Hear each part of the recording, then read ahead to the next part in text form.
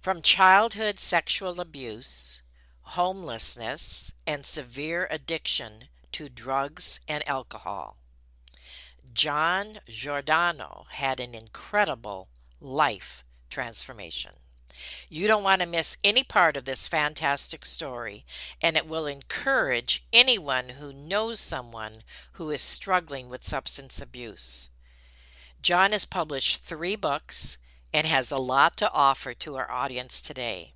ResearchGate ranks him as one of the top researchers in the world. He is the expert on addiction, and we are so thankful that he has joined us today on Never Ever Give Up Hope. Have you ever felt like giving up, quitting, throwing in the towel? Welcome to Never Ever Give Up Hope featuring Carol Graham. She's an author, health coach, and motivational speaker. Backed into a corner multiple times in her life, Carol shares with you stories on how she overcame some of the toughest obstacles a person can go through in life, but refused to give up hope. Rather than admit defeat, an opportunity was presented, and it involves each and every one of you.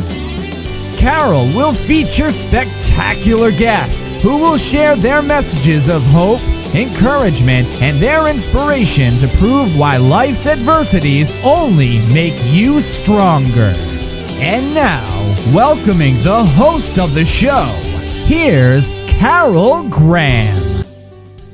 I'm so thankful that we finally were able to get together today so that the world can hear your story. And what I want to start with today is your backstory. So if you would share with the audience a little bit about your childhood and the story of abuse and addiction. I want to first thank you for having me on your show. To me, I'm doing God's work. And that's what this is all about, helping God's kids. And that's how I look at my journey today. My backstory is quite diversified. Number one, I was born in the South Bronx in one of the worst neighborhoods. It was written up in Time magazine as the worst neighborhood in New York City. It was where Fort Apache was. For those of you who know that, it was a police station. There was gangs, there was all kinds of things there. Anyway, my father was a heroin dealer. He was also he did produce he started selling drugs, to help with the family. I had a mafia family. My uncle was a hitman. My other relatives were bank robbers, and all. I come from a mafia type of a family. To me, that was a normal family. Everybody was loving. Everybody cared about each other. Just don't cross them, otherwise you'll wind up in trouble. Anyway, when I was 8 years old, my father got arrested and went to jail. At 8.5, I got molested by 2 kids in the neighborhood, and it was very confusing for me because part of me liked it, and the other part felt disgust and felt something was wrong with me, that I was broken. I was abused by my babysitter when I was 9. She was 14. That was my first introduction to sex, I guess, other than when I got molested by the boys at 8.5. It really messed me up pretty good because I went to a priest and I asked him if he could take this evil out of me. And he says, give me 5 Hail Marys and 10 Our Fathers and you'll be fine. Well, that didn't work too good. Eventually, what happened was I got into gangs. I was in a black gang, and then I was in a Hispanic gang, an Irish gang, an Italian gang, and you had to fight to get into these gangs. And I was looking to dispel this anger that I had inside of me. So as time went by, I wound up going to a karate class, but not because I wanted to learn karate. One of the gang members and I were driving by a karate school, and I said, I wonder how tough these karate guys are. And I think I'd like to fight with the karate teacher. Oh, by the way, I don't suggest that. Okay, it's not a good idea. Anyway, we went upstairs to the karate school, and they were teaching. And it was getting late, and I had to get home. And my father came out of jail, and then I was 14 and a half. I said, I better get home. My father's going to hit me with the belt if I'm 1 minute late. I went home, and then I told him I wanted to join the karate class. I wanted to learn. My mother didn't want it because she was afraid I was going to get hurt. My father said, nah, let him go. And eventually they agreed. So I went and I joined the class, and it happened to be jujitsu. I didn't know what it was. I was interested in punching the teacher in, see how tough he was, because I thought it was a tough street kid. So, a tough fool is what I was. But anyway, we went up there, and they teach you how to roll out and how to fall, and we all sat in a circle. And then he asked for a volunteer. He was going to show how to block a punch. So, of course, I raised my hand right away. And as he was talking to the class, I decided to sneak punch him. All I know is this. I went from point A to point B. I was laying on the ground with a foot in my throat and his big round face smiling at me. Oh, my word. And I said to myself, I now in love with this martial art. I quit the gangs and I went to karate. And I became a karate champion and national karate champion. Today I'm in the Black Belt Hall of Fame and Ultimate Warrior Hall of Fame, all kinds of, and also a grandmaster in the martial arts, the black belt in judo, black belt jiu-jitsu, and a 10th degree black belt in karate. Even though coming up, I knew all the right things to do. I trained. I didn't use drugs and alcohol until I was 20. Really? It was about Wow. 18, 19, around that time. Anyway, I met a girl, and that's how all that started. And in the beginning, I had a friend of mine come over to my apartment. I lived in Florida. I jumped up and, I decided to move to Florida. My family was irate that I was leaving at 17 and a half. But I wanted to go and see the world, and that's what I did. And I didn't know anybody but one guy. His name was George. He was a car runner, a car hop. He parked cars. And I stayed with him. And anyway, this guy came into our apartment, and he was holding this little vial, with clear liquid in it. I said, what's that? He said, well, that's LSD. I said, yeah, I heard about this. Expands your mind and all that stuff. And he says, yeah. I said, let me see that. So he gave me the bottle. I opened it up, and I drank the whole thing. Oh, my goodness. Well, that was another mistake, because it was for 5 people, not for one. And I went on the trip for about 4 days, day and night, no sleep. Everything looked like cardboard. Things were moving.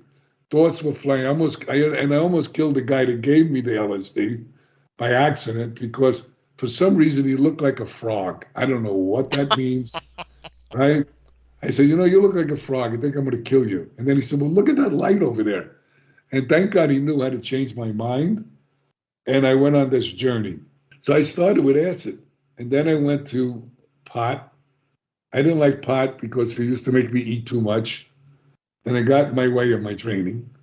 So I went through all of that. What happened in my class, before I took the acid, I was teaching karate at a hotel. My students used to come stoned. And I'm saying, what's wrong with you people? And I would exercise them until they throw up. They would come back the next class and do the same darn thing. I said, well, something's going on here. They said, well, you never tried drugs. So I guess that stuck in my head when I did the acid. Anyway, I went through that journey, and then I want to make it real quick. I went up on pills, and I wound up doing, I did opiates once. I didn't like it. I threw up. I never drank because I used to get sick. So I winded up doing all that. But at the age 20, I got married. My uncle threw the wedding. So now that's the hitman, okay? So and I married a Jewish girl, and I'm not Jewish, of course, I'm Italian. The family didn't want her to marry a non-Jewish man, but they liked my family. Well, I guess they didn't know them. Anyway, we got married, and my uncle threw the wedding, and on one side of the room, her father was a lawyer, her mother was the head of the PTA, and on one side of the room was lawyers and doctors, guys with pens, and the other side of the room was racketeers, drug dealers with guns. So it was quite comical. Oh, kidding. The caterer we had some extra people come, and he got in front of my uncle's face, and he said he insulted him in front of the family. So the next morning he killed him. Wow. And then we had to leave Florida real quick.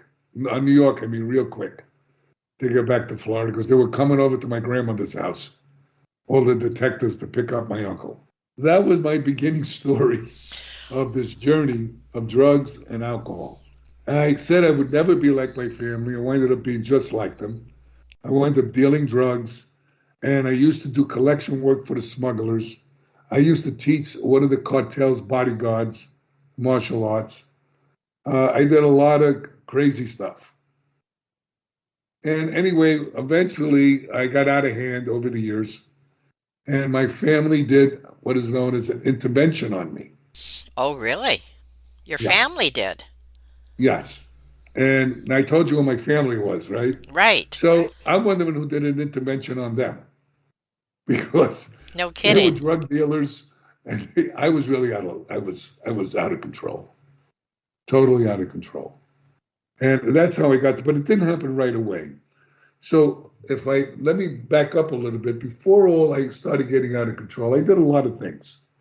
Um, I used to do plays in the Theater Performing Arts, Kabuki Theater. And this is while I was using periodic on the weekends sometimes. I put a concert together with James Brown, and I revitalized Liberty City in Overtown.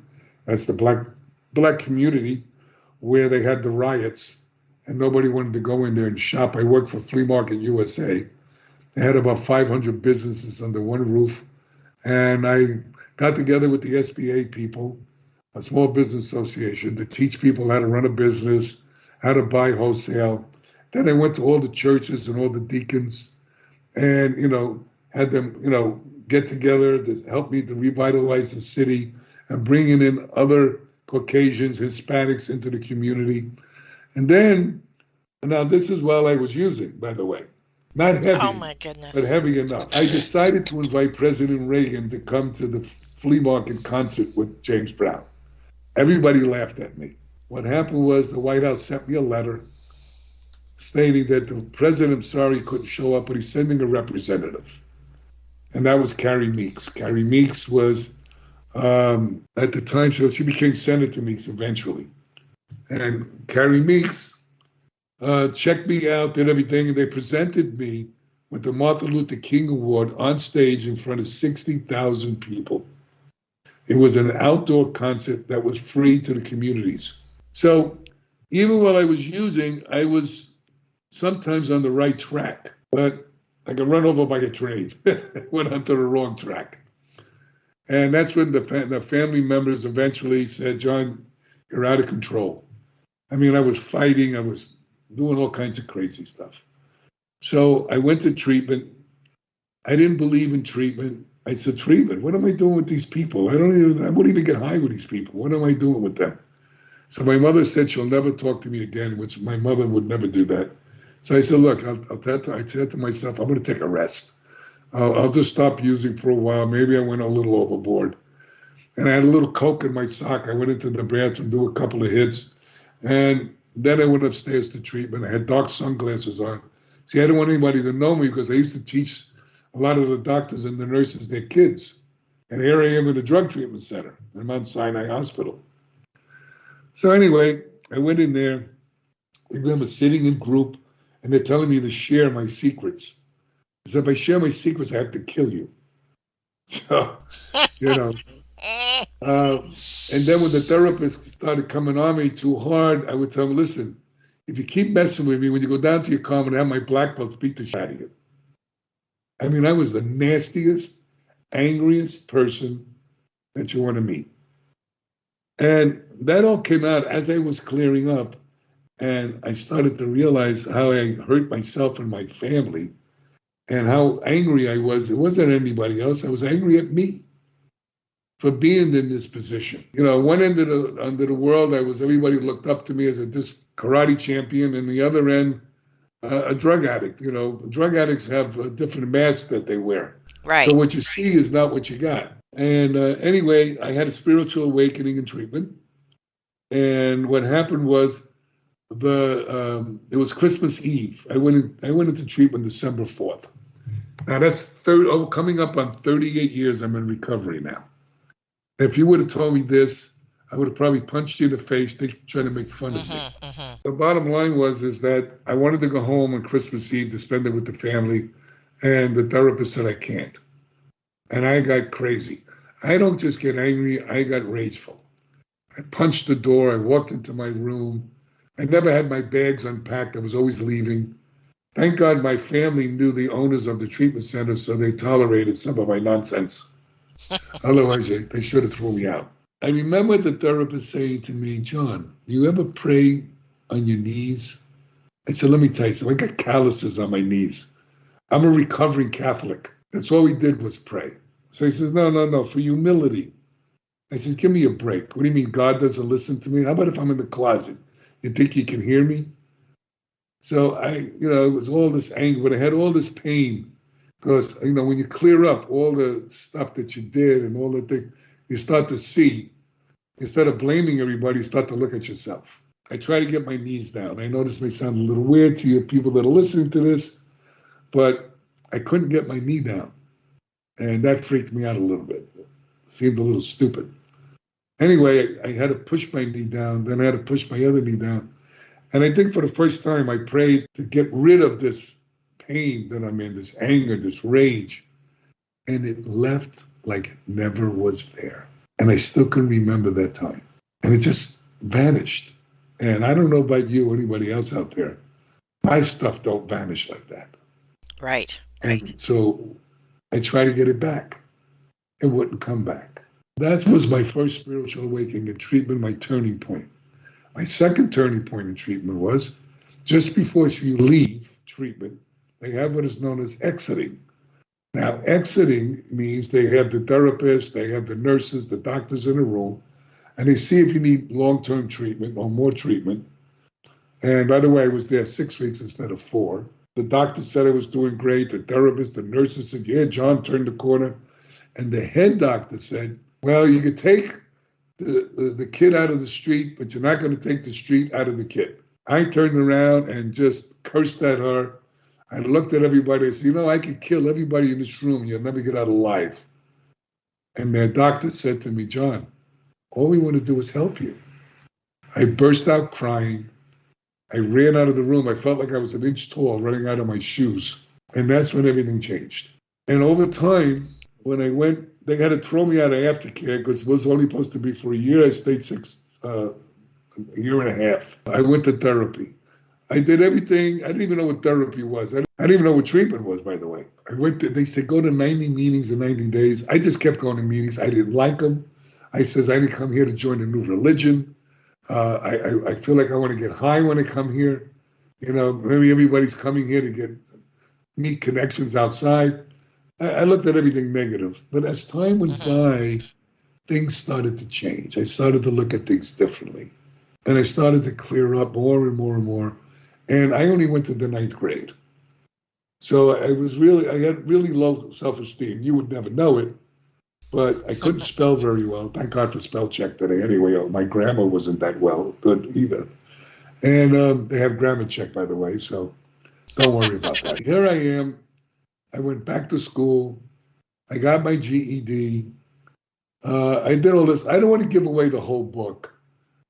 It's the kid from the South Bronx who never gave up. Well, John, there is much more to your story that we want to hear. And we're just going to take a short 30-second break.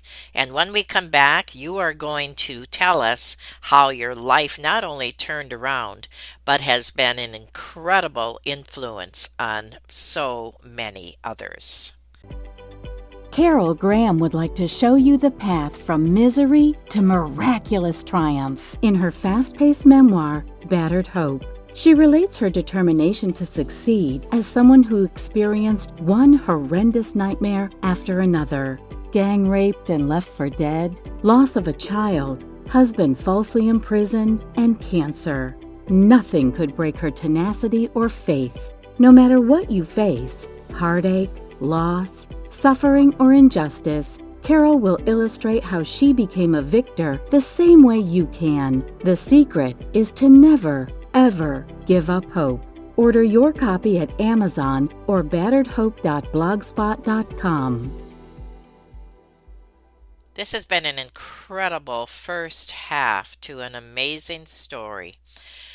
I have 100 questions which we don't have time for here, and this is one reason why every listener today needs to buy John's book. But we're getting a little bit ahead of ourselves. So before we talk about your book, I want to ask about your motivation, John. You said how your life changed, but then you also, your son and your wife almost died from addiction, and that motivated you to help other families. So give us a couple minutes about that, and then we will talk about what you have done to change this whole world. Okay. One little thing is, while I got divorced and I became homeless, and my friend loaned me a hotel room where I had a jar where I put quarters in when I had quarters, and a bicycle somebody loaned me, and my kids used to come, and we all used to cry together. They couldn't figure out why Daddy was there and what I was doing there in that hotel room. I wound up telling the guy that owned the hotel that I had this doctor who was a very well known in the community. And I says, he wants to open up a treatment center, but I lied because I never spoke to the doctor about that. So he said, how much money you need? So I laughed to myself. I said, the only thing I know about treatment is I was in a treatment center. What do I know about how much it costs to have a treatment center? I told him $250,000. He says, if you can get that doctor, you got it. Long story short, I got the doctor. Everything worked out. But what happened was eventually the doctor, and I hired my therapist, and I hired a bunch of people. It was an amazing trip. I went back to school, did everything. But my therapist didn't like the fact that his client was his boss. I was so appreciative that they saved my life. But what wound up happening is they took the treatment center out from under me. A whole bunch of things went on. That happened. And I couldn't leave because I needed 6,000 hours of supervised training in order to get my certified addiction professional certification. And I had 300 hours of college of addiction training. So I had to stay and suck it up. It goes into more detail in the book. For the time constraints, I'm just going to go bypass all that. Sure. And eventually what happened was, after I got all my hours, I got fed up. I walked into the office, told the counselor that I was going to rearrange his face and no plastic surgeon could fix it. I says, and then I'm going to call my uncle and he's going to come down and blow your kneecaps off. So I got my contract. 3 months later, I left. And then I went and got the same friend of mine got me another guy to open up a different treatment center. I raised the money. A year later, they took it out from under me because I never had lawyers. I'm a street kid. I don't know about lawyers. Right. If you cheat me, I punch you, you know? And the bottom line is I didn't know he was a corporate raider, and that's what happened. Meanwhile, as life goes on, I just kept going. And then I wound up being a clinical director for an indigent facility that was a 55-bed facility for HIV clients and people that were dual diagnosed. Meanwhile, my son almost died from this disease.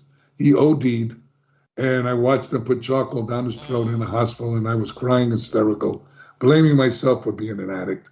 And my therapist and my support team system told me, hey, John, that's his choices.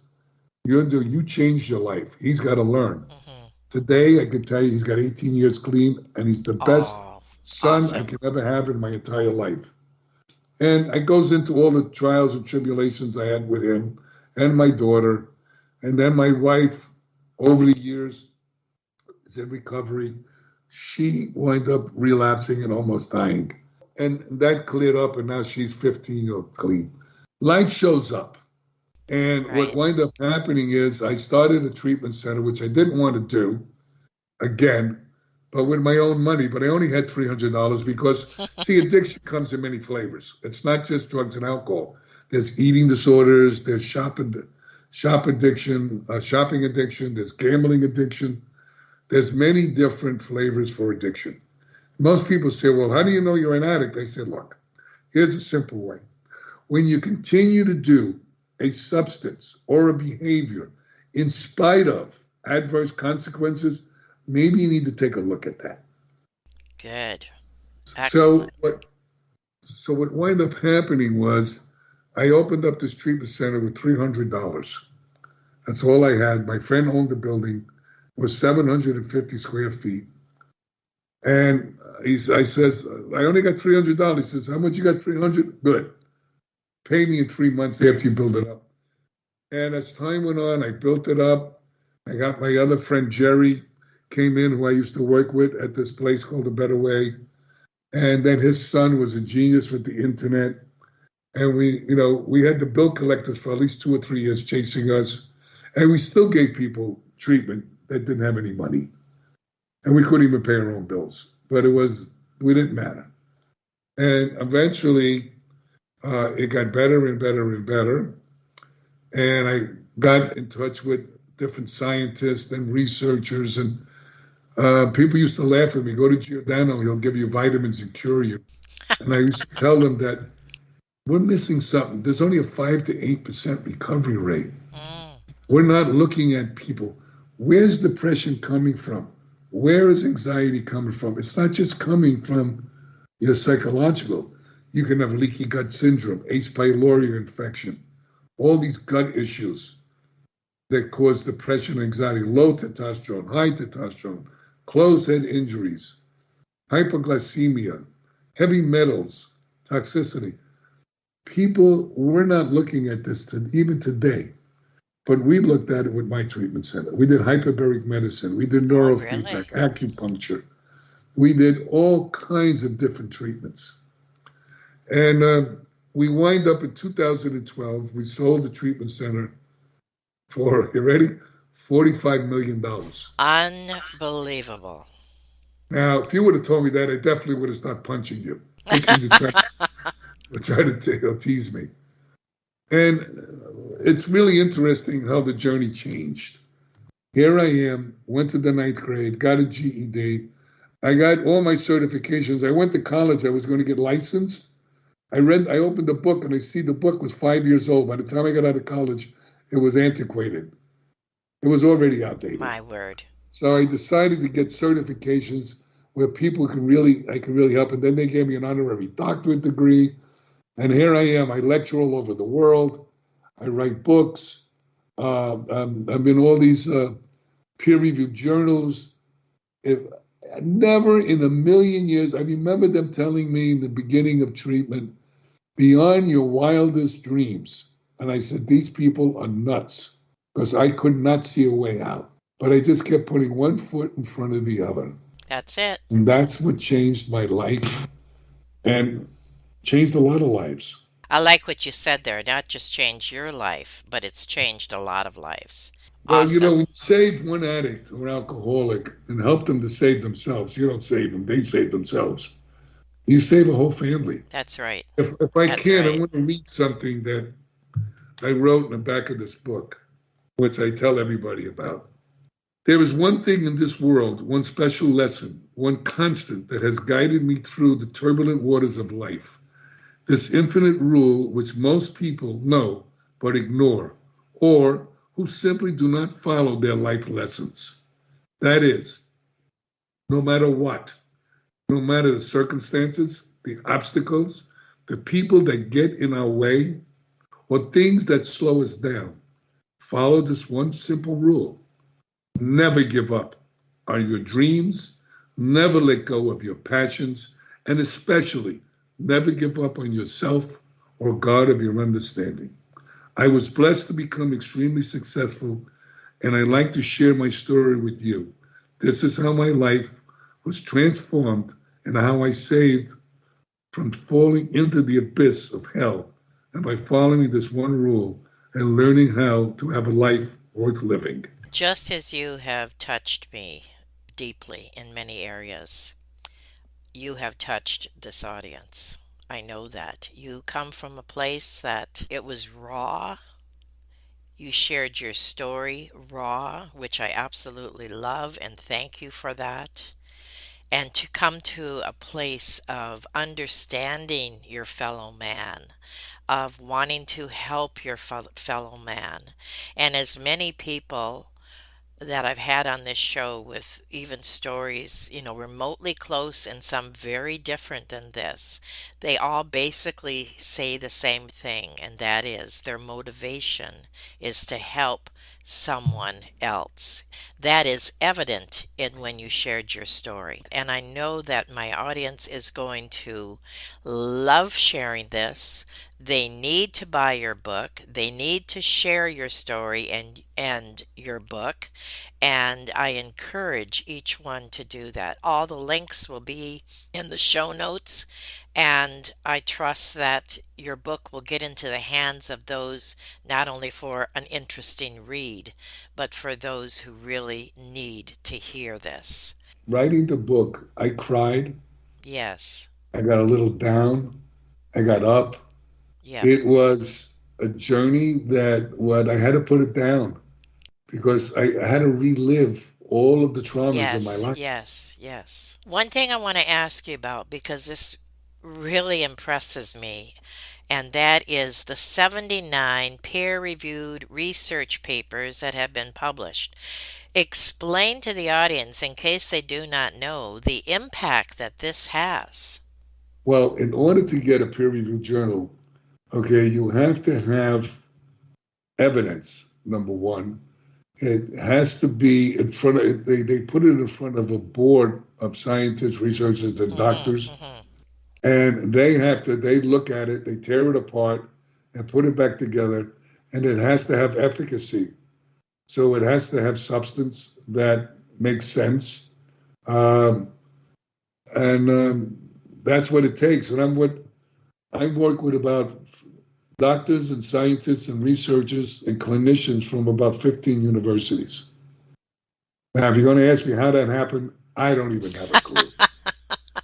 Good It answer. just, I know some of the top scientists actually in the world, and I have them on speed dial.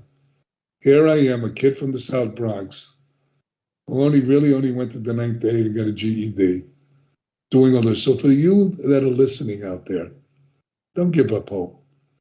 Okay, just put one foot in front of the other, and remember, the best high in the world is not only helping yourself, but it's helping others. Thank you for that. Now, in conclusion, I'd like you to share about your books. First of all, I know there's one in particular that your new release, but if you want to share your others, that's great. And also, who should buy them? Well, who should buy them? Anybody who wants to read something that may impact their life. And it's one of the books is How to Beat Your Addiction and Live a Quality Life. And it goes into the way I wrote the book. It was real simple. I interviewed 200 addicts, alcoholics, people that had the behaviors.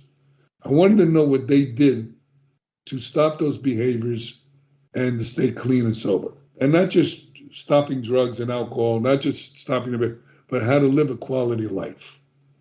So I interviewed them. I put that in the book. Then I interviewed about 150 people that were chronic relapses that kept relapsing.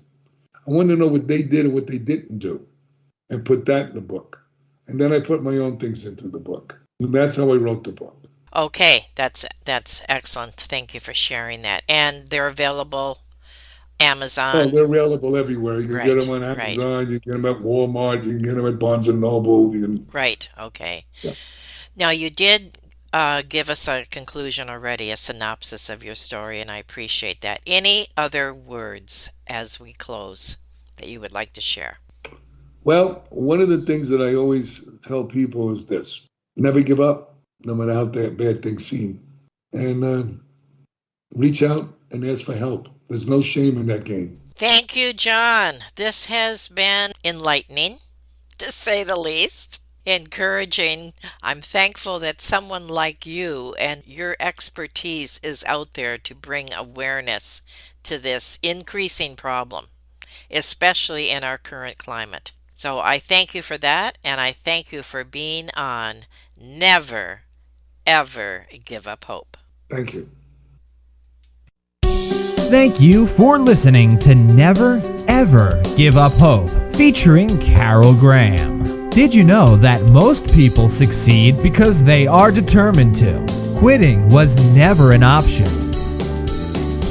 Carol loves your comments and will respond to each one. So please subscribe and review this podcast. A rating of 5 stars would be outstanding and appreciated. Remember, if you are still here, there is always hope.